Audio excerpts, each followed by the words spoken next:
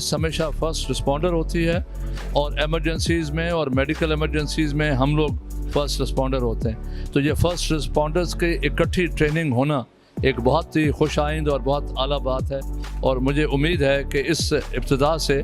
पूरे सिंध में एक बेहतरी की लहर जाएगी और आहिस्ता आहिस्ता इसकी वजह से बाकी इलाकों में भी ये ट्रेनिंग का असर आएगा।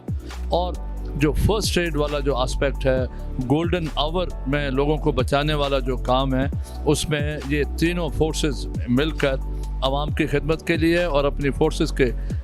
सपोर्ट करने के लिए मज़ीद बेहतरी के काम करेंगी। मैं सबको मुबारकबाद देता हूँ जिन्होंने आज ये ट्रेनिंग मुकम्मल की, और ख़ास तौर पे मैं फजलुल्लाह कोरेजा साहब को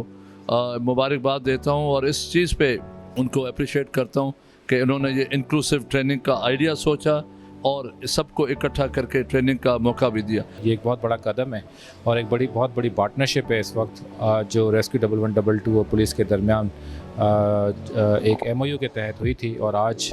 उस संगे मील को पूरा करने के लिए हम ये ट्रेनिंग्स चल रही हैं। इससे पहले भी पुलिस के हम 3 बैचेस ट्रेन कर चुके हैं और आज एक और बैच ट्रेंड हुआ है और इसी को इंशाल्लाह कंटिन्यू करेंगे। और एमरजेंसी सर्विसेज एक इतना बड़ा इंपॉर्टेंट टॉपिक है क्योंकि फ़र्स्ट रेस्पॉन्डर ट्रेनिंग जहाँ पर पुलिस पहले पहुँचती है और जहाँ पर लॉ इन्फोर्समेंट पहले पहुँचती है, तो उनको ट्रेन होना बहुत ज़रूरी है, और वो आज ट्रेनिंग डिपार्टमेंट के तवस्सुत से आज हमने ये ट्रेनिंग्स जो है वो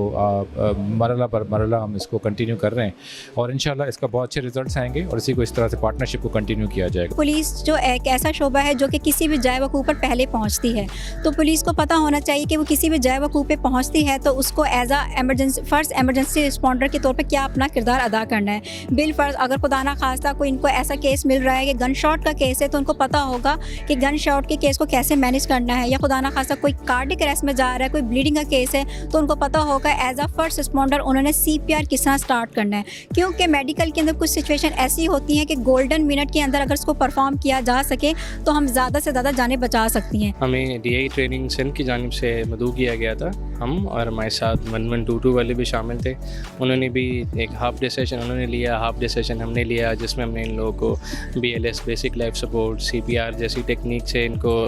रास्ता किया कि किस तरह से आगे से डील कर सकेंगे। फिर उसके अलावा बेसिक मैनेजमेंट, हीट स्ट्रोक की ड्यूरिंग ट्रेनिंग को इमरजेंसीज आ जाती हैं, तो वो सब इनको ट्रेन किया गया और हमने कोलैबोरेशन की थी 1122 वालों के साथ और हम लोगों ने मिल के कुछ पार्ट उन्होंने सिखाया, ट्रॉमा वाला कुछ चीज़ हमने सिखाई। तो इस तरह से हमने कंप्लीट एक ट्रेनिंग तैयार की थी जो DI सिंध के कहने पे यहाँ पे हमने परफॉर्म किया।